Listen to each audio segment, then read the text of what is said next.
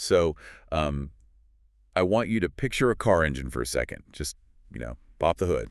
Okay, yeah, I'm with you. Internal combustion 101. Right, exactly. You see the pistons moving up and down. You see the fan spinning the exhaust coming out the back. You can touch the hot metal and smell the oil. Yeah, it's very tangible. It is. Now imagine for a moment that you have absolutely no concept of electricity, like you've never even heard of it. Oh, okay. You don't know what a spark plug is.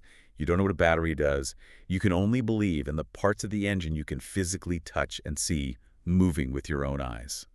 I see where you're going with this. If I'm that guy, I probably think the pistons are just moving themselves. Or maybe that the noise is what actually drives the car. Exactly. You would map the entire function of the car based on the heavy machinery, the big, clunky, visible parts. And you'd miss the spark. You miss the spark. You would miss the invisible pulse of electricity that actually tells the machine what to do and when to do it. And that is a perfect analogy for the trap we are walking into today. It really is. Because today's deep dive is based on a premise that sounds, frankly, biologically incorrect when you first hear it. It does sound a bit wild. We're looking at a stack of research that suggests we've been staring at the engine of human sexuality for like 2,000 years. But we've been completely ignoring the spark.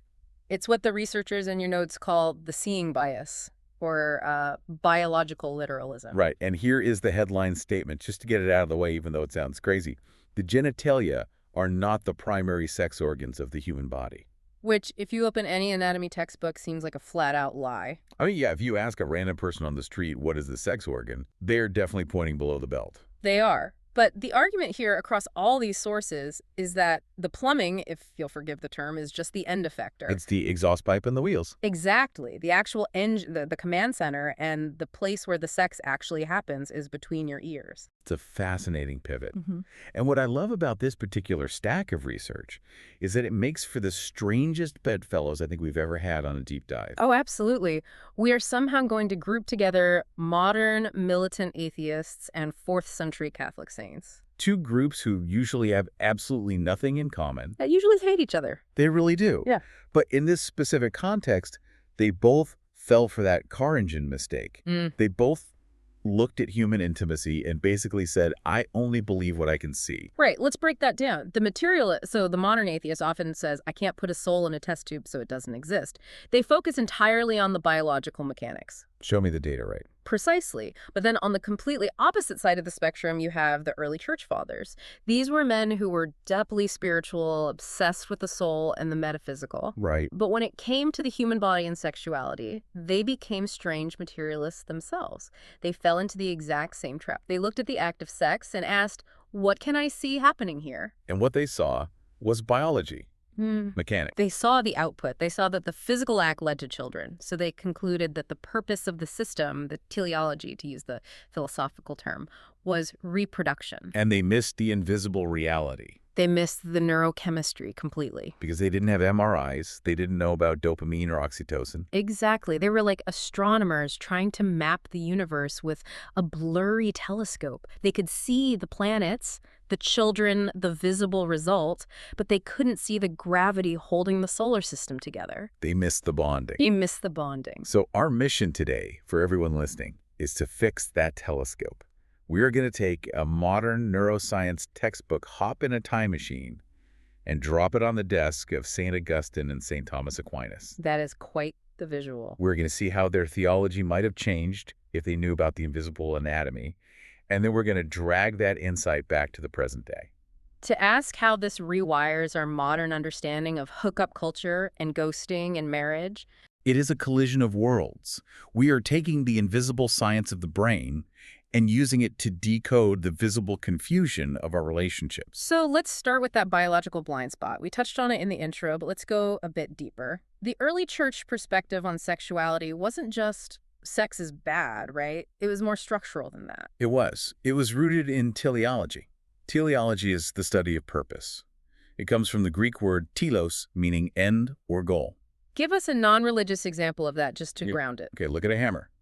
If you examine its design, the heavy steel head, the long handle for leverage, Its design tells you its purpose is to strike things with force. So the telos of a hammer is hitting a nail. Right. So you look at the design to figure out the purpose. Exactly. Now imagine you are a philosopher or a theologian in the 4th or 12th century. You look at the human reproductive system, you see the mechanics of intercourse, and you see the result, which is a baby. Input sex, Yeah. output baby. Correct. To them, the telos, the natural purpose, was abundantly clear. The system is visibly designed to manufacture children. Makes sense based on what they could see. It does. So under this natural law, the moral goodness of the act was tied directly to its visible function. If you were doing it for the output procreation, you were in alignment with nature. You were using the hammer to hit the nail. But if you were doing it just for intimacy, or just for pleasure, That was seen as a secondary byproduct, sometimes even a very suspicious one. like using a hammer to scratch your back. Yes, you're misusing the tool. They viewed intimacy as a nice side effect, sure, but not the point of the machine. It seems so cold to us now. Mhm. The idea that intimacy was just a byproduct. Like, oh, sorry, I accidentally bonded with you while I was trying to reproduce. But without the knowledge of neurochemistry, that is all they had. They viewed the body as a machine. But here is the modern flip, and this is where the neuroscience from our sources changes the game. If we look at the brain during intimacy, the primary function shifts. This is the input versus output distinction our sources made so clearly. The Church Fathers focused on the output, which is procreation. Modern neurobiology focuses on the input, which is bonding. Right. When you look at the brain, the primary driver isn't just a biological urge to replicate DNA. It is a massive, coordinated release of chemicals designed to create attachment. So the brain isn't saying make a baby. The brain is saying bind me to this person. It is saying create stability.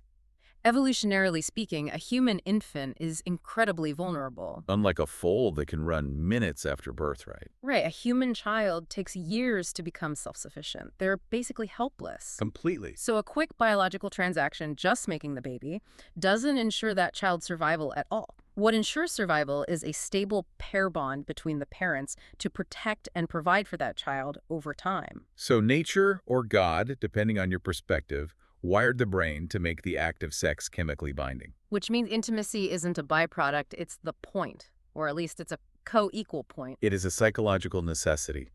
And that is the irony we keep coming back to. The Church Fathers were biological literalists. They thought they were being spiritual, but they were actually being hyper-focused on the physical mechanics. If they had known that the brain was firing off signals of trust and safety and permanent memory formation, they couldn't have dismissed intimacy as just a pleasurable side effect. They would have seen that the gravity holding the family together was just as real as the planets they were trying to create. Exactly. Okay, let's open up the hood, or the skull, I guess.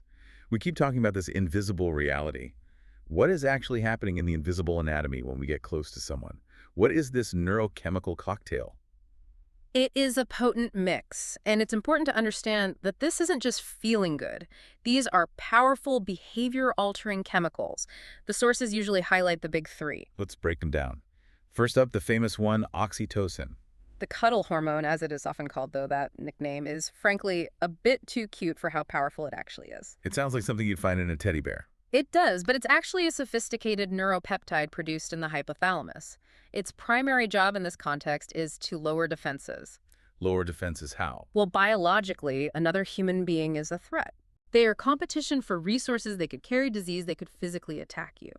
Your amygdala, the fear center of the brain, is naturally suspicious of strangers. So my brain's default setting is stranger danger. Exactly. Oxytocin acts as a downregulator for the amygdala. It chemically disarms your fear response. Wow.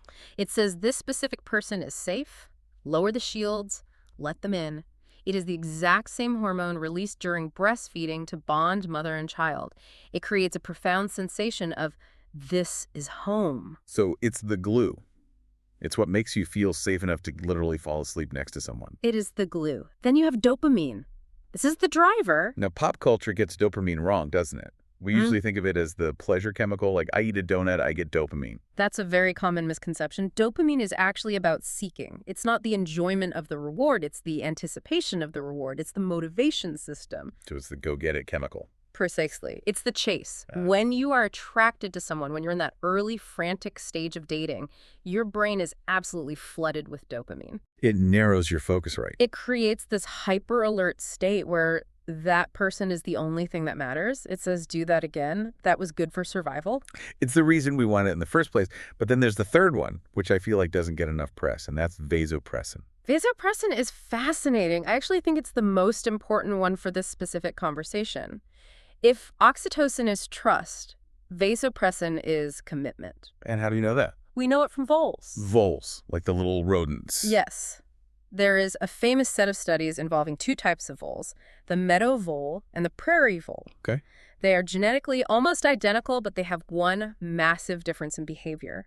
The meadow vole is highly promiscuous. It mates and leaves. It's a player. Okay, got it. And the prairie vole? The prairie vole mates for life. They form an exclusive pair bond. They guard their mates. They raise pups together. If their partner dies, they often don't ever mate again. And the difference between the player and the romantic is just vasopressin. The difference is the receptors for vasopressin. Both voles have the chemical, but the prairie vole has receptors for it located right in the reward center of its brain. The meadow vole doesn't. Wait, so when the monogamous vole mates, the commitment chemical physically hits the reward center? Exactly. The act of bonding becomes physically rewarding. It rewires the brain to find that specific partner rewarding, and everyone else is just kind of meh. It creates a biological preference. So you have this triad. Dopamine says go get it, oxytocin says trust them, and vasopressin says stay with them. And all of this is happening in the limbic system and the prefrontal cortex. If the ancients knew this, if they knew that we have specific hardware installed in our heads dedicated to emotional bonding, their argument for natural law would have collapsed. Or rather, it would have expanded. Expanded, yeah. Because natural law was based on what does nature do? And they thought nature just made babies. But nature clearly also makes bonds. Precisely. They would have had to admit that the natural necessity of sex is just as much about emotional stability as it is about procreation. Which brings us to the most fun part of this deep dive. I want to use that time machine. I want to picture St. Augustine, the Bishop of Hippo, sitting there in his robes in the year 400 AD, and we just hand him an iPad with a diagram of the limbic system. It is a thought experiment that theologians and historians would frankly have a field day with. Let's start with Augustine. For those who don't know, Augustine was intense. He had a pretty wild past before he became a saint. He did. He wasn't always a saint. He had a mistress for years. He was part of a strange sect called the Manichaeans. He famously prayed, "Lord, make me chaste," but not yet. A very relatable prayer for a lot of people, honestly. Very. But because of his past, he struggled deeply with sexual desire later in life. His view was very much focused on the will. He believed that because of the fall original sin, our bodies were in active rebellion against our minds. He called it concupiscence. Yes, concupiscence. That's a heavy word. What does it actually mean in modern terms? It essentially means disordered desire. It's the feeling of a runaway train. It's the sensation that your rational mind has completely lost control to your carnal body. Okay, so if we showed Augustine the battle between the prefrontal cortex, which is our center for rationality and decision-making, and the limbic system, which is our primal, emotional, impulsive driver, he would probably feel incredibly vindicated. He'd be like, "See, I told you, there is a literal war inside the skull." Because there is, right? There is. When someone is in a state of high arousal, we see a phenomenon called hypofrontality. Hypofrontality, let's break that down. It means less frontal. The prefrontal cortex, the logic center, the part of you that worries about consequences or morality or long-term planning, literally quiets down, it goes dark, The CEO leaves the building. and the toddlers take over the office. So Augustine would look at that fMRI scan and say, that is the physical proof of original sin. That is the flesh warring against the spirit. The chemicals literally bypass the will. So he gets a point for that. But how would the bonding science change him? That is where the major shift happens. Augustine was very suspicious of the body. He often viewed sex as something that was only excusable if you were explicitly trying to make a baby. Right. But if he saw oxytocin... If he saw the trust chemical. Right. If he saw that there is a chemical designed specifically to create tenderness and sacrifice and long-term devotion, I really think it might have softened him. Because it's not just lust.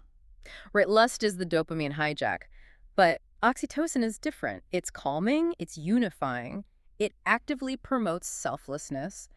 He might have viewed those bonding chemicals not as a disorder, but as a grace. A biological grace designed to help broken humans maintain the invisible bond of marriage. That is a beautiful way to put it. He might have realized that the creator didn't just give a command, do not commit adultery, but also provided a physical mechanism, vasopressin and oxytocin, to actually help you keep that command. He might have stopped seeing the body as just an enemy and started seeing it as an ally and keeping a promise. I think he would have. Okay, now let's bring in the heavy hitter of logic, St. Thomas Aquinas, the king of teleology. Aquinas was much more systematic. He lived much later in the 1200s. He is the one who really codified that idea that the absolute purpose of sex is procreation. He looked for the end, the final goal. So we show him the research on vasopressin, we show him the prairie bowl, we show him that the brain is hardwired for pair bonding. What does he do with that? Aquinas had a famous saying, grace builds upon nature. He firmly believed faith shouldn't contradict the natural world. He was very intellectually honest. So if you showed him the biological reality of pair bonding, he would have to update his definition of nature. Exactly. He would likely update the primary ends of marriage. Historically, the church said the primary end was procreation and the secondary end was unity. But Aquinas might look at the brain and say, wait a minute. The architecture for unity is just as complex and deliberate as the architecture for reproduction. That is a massive theological shift. He would argue that the hypothalamus is designed to facilitate the unitive aspect of sex just as much as the womb is designed for the procreative aspect. And he would conclude that the neurochemical reward, the pleasure and the bonding, is a natural mechanism to ensure family stability. It's not a distraction from the purpose. It is literally part of the mechanism that fulfills the purpose. It's amazing how just seeing the invisible machinery changes the moral calculation so completely. It makes it less about arbitrary rules and more about function. And that leads us directly out of the Middle Ages and into the 21st century. Because if the brain is the primary sex organ, then the way we treat sex in our modern culture is, well, it's neurologically messy. Neurologically messy is a polite way to put it. Let's talk about hookup culture. The standard modern narrative is as long as it's consensual and you use protection, casual sex is fine. It's just fun. It's just exercise. Right. It's like playing tennis. That is the materialist bias rearing its head again. It's just bodies touching. But if we apply our brain as sex organ lens, we hit a severe paradox. Which is? Neurologically, there is no such thing as casual sex. Oof.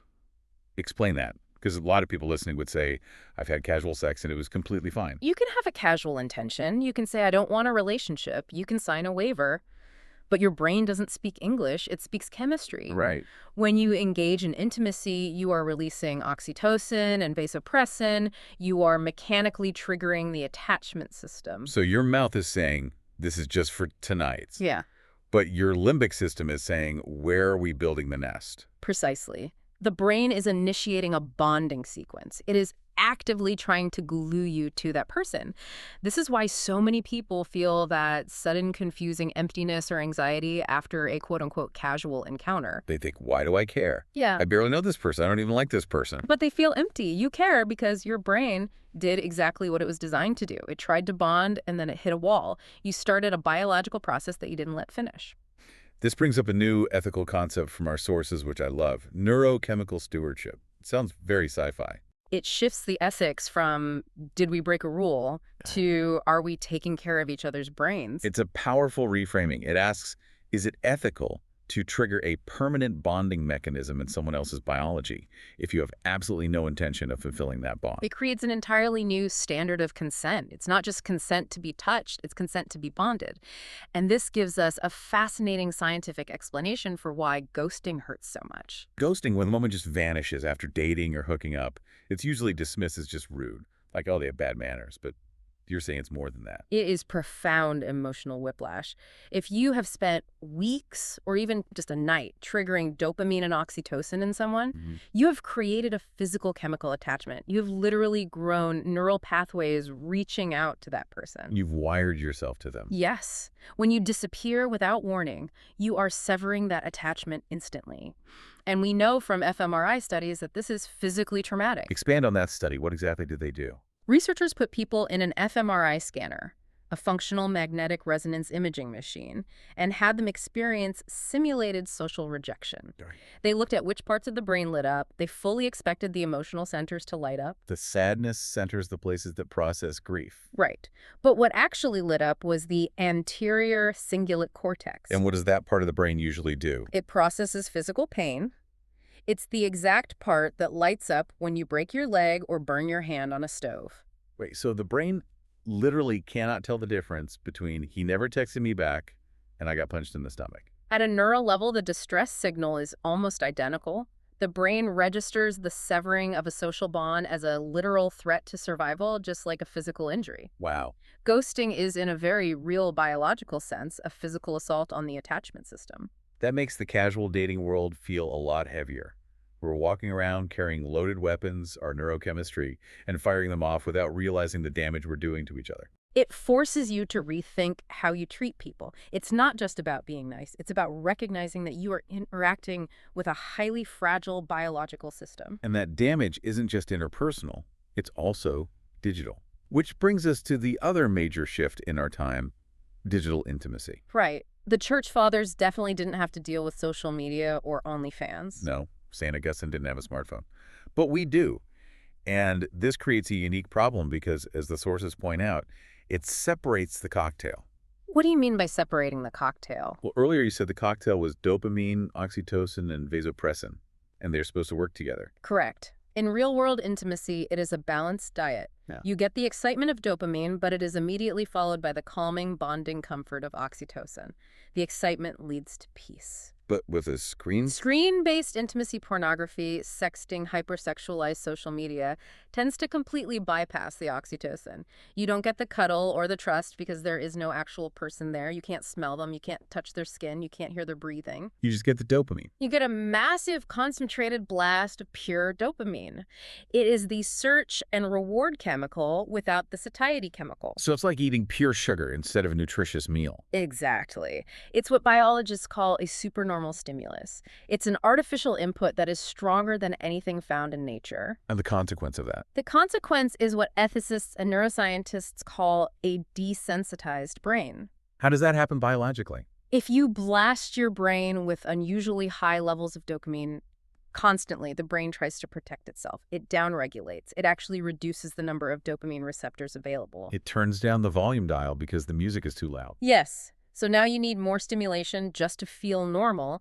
And this leads to the tragic phenomenon where real-world partners who are messy and slow and imperfect and require actual conversation can't compete with the high-speed, high-variety dopamine hit of a scream. That is terrifying. We're literally training our brains to be bored by reality. And we are actively impairing our ability to form biological bonds later. The invisible damage is to the reward circuitry itself. You are burning out the very engine you need to fall in love. This also changes how we define cheating, doesn't it? Drastically. Because in the old visible model, the car engine model we talked about cheating was simply, did your genitals touch someone else's? Right. Proximity, fluids, mechanics. The excuse was always, I didn't have sex with her, we just talked. But in the brain as sex organ model, In that model, the definition shifts to emotional infidelity. If the union happens in the brain, if the bond is built on shared vulnerability, dopamine rewards, and oxytocin, then directing those specific resources towards someone else is the true betrayal. even if you never laid a finger on them. Even if you were just texting at 2 a.m. Think about it economically. Your brain has a limited amount of emotional energy, a limited amount of bonding capacity. Right. If you are directing that focus, that seeking dopamine and that vulnerability toward a coworker or an online friend, you are actively siphoning off the bonding glue that belongs to your primary relationship. You're reallocating the neural resources. You are fragmenting the bond. It's not just breaking a rule. It is physically dismantling the connection with your partner to build a new one elsewhere. That is a much higher bar for faithfulness than just, I didn't sleep with anyone else. It is a very high bar. But the sources suggest it is also a much more accurate one if we actually want to protect the connection, not just the appearance of it. So we've diagnosed the problem. We've looked at the history. We've probably scared everyone listening about their dopamine levels. Yeah. Now let's talk about solutions. How do we apply this? If we were designing a new instruction manual for humans, what goes in it? It has to start with education. We have to completely overhaul sex ed. No more putting a condom on a banana and calling it a day. That is the plumbing approach. That teaches you how to avoid disease and pregnancy.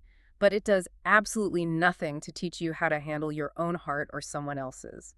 We need bonding science. We need to teach young people about the Velcro effect. Velcro effect. I really like that image from the notes. Explain how that works. Imagine two perfectly clean pieces of Velcro. If you stick them together and pull them apart, it makes a loud ripping sound. It's tough to pull apart. But the more you do it, the less sticky the Velcro becomes. It picks up lint, the hooks get bent and broken. Right. The brain isn't a Teflon pan. Nothing just slides off. Yeah. It is Velcro. Intimacy and even intense emotional sharing prints a memory. It creates a physical bond. We need to tell students your brain is designed to stick. Be very careful what you stick yourself to, because unpeeling that Velcro is biologically painful. It's not about shaming them for having desires. It's about warning them about the tearing. Exactly. It validates their feelings. We can say, yes, you want to bond. That is completely natural. But realize that every single bond has a biological cost. And we also need to teach them about those dopamine thresholds we mentioned earlier. Warning them that digital overstimulation can numb them to real pleasure. Yes. Telling a teenager, don't watch porn because it's a sin, works for some kids who are highly religious. But telling them, don't watch porn because it will literally alter your brain chemistry and make it harder for you to enjoy sex with a real person later, that is a very different, very practical warning. It appeals to their self-interest. Do you want a good sex life? Then protect your hardware. Precisely. It turns them into stewards of their own capacity for joy. What about for the adults listening? For the married couples, how does this change counseling? There is a therapeutic modality highlighted in the sources called emotionally focused therapy, or EFT, and it is practically built entirely on this science. It views the couple not as two individuals, but as a single biological unit. A single unit. So my nervous system and your nervous system are physically connected. We call it co-regulation. It is a fascinating biological fact that when you are in a secure relationship, your partner actually regulates your autonomic nervous system. Give me a real-world example of that. Say you are highly stressed. Cortisol is pumping. Your heart rate is up. And your partner, your safe person, comes over and takes your hand or hugs you. Your biomarkers physically change. That's from a touch. Just from their presence and touch. Your heart rate drops, your cortisol lowers, your breathing deepens. And I can't just do that for myself. You can try self-soothing, sure, but studies show it is significantly less effective than co-regulation. We are pack animals. We are designed to be calmed by our kin. We are literally each other's biological pacifiers. We are safe harbors. Yes. And this changes how we view arguments completely. Yeah. When a couple is screaming about the dishes or who forgot to pay the electric bill, EFT says this isn't about the dishes. It's never about the dishes. It's an attachment alarm. The brain senses a disconnect. It thinks my safe person is drifting away, my nervous system is exposed, I am in danger, so it goes straight into fight or flight mode. They aren't being mean, they're panicking. They are neurologically terrified. Recognizing this changes everything in a relationship. You stop fighting about the logic of the dishwasher and start addressing the panic of the bond. You stop arguing facts and start asking, are we okay? Are you still with me? That is so much more compassionate. It turns a bitter fight into a desperate cry for help. It does. And it also explains why trauma is so hard on marriages. If you have past trauma, your invisible architecture might be wired to view intimacy as a threat, not a safe harbor. Your brain screams danger when it should be whispering safety. Exactly. Counseling helps rewire that. It uses top-down cognitive tools and bottom-up body-based tools to teach the brain that it is safe to bond again. And finally, there is the biology of time. This is a big one for our instant gratification world. It is the ultimate antidote to the swipe culture. Biology takes time. We talked about the chemical shifting. Right. The transition from the dopamine phase, the lust, the butterflies, the obsession, to the oxytocin phase, the deep attachment, the security takes months, sometimes even years. You can't speed run that. You absolutely cannot. And here's the key takeaway. The deepest sense of peace, security, and well-being comes from the oxytocin phase. It is the harvest. But if you keep jumping from relationship to relationship, chasing the dopamine high, You are eating the seeds instead of waiting for the harvest. You never get to that deep biological rest. You spend your whole life in the frantic seeking phase and never ever reach the finding phase. we need to realize that lifelong commitment isn't just a religious rule or an outdated tradition. It is the only environment where the brain can fully access its deepest capacity for joy and safety. That is a profound thought to sit with. Stability isn't boring. Stability is the only place where the magic actually finishes its work. So let's bring this all home. We started by saying the brain is the primary sex organ. We looked at how the materialist atheists and the spiritual church fathers both ironically missed the invisible middle, We saw how Augustine and Aquinas might have absolutely geeked out over neuroscience. And we realized that our modern freedom might be causing us some serious neurological damage if we aren't careful stewards of our chemistry. It is a brilliant synthesis of three very different perspectives. Science completely validates the need for exclusive attachment. Theology finds a literal physical home for the concept of the soul's connection. And materialism has to admit that just matter is actually a complex system of profound emotional consequence. We aren't just bodies colliding, and we aren't just ghosts floating in a machine. We are this intricate, electrified unity of both. The visible was just the tip of the iceberg all along. The real story of human connection has always happened in the dark, electrified corridors of the mind. So, to you listening, the next time you swipe on an app or text someone late at night or hold your partner's hand, remember, there is an invisible anatomy working right under the surface. It's incredibly powerful, it's fragile, and it's worth taking care of. If we are wired this deeply for connection, what does that say about how we should build our lives in a world that pushes us toward isolation? Something to think about. Thanks for diving deep with us. Until next time.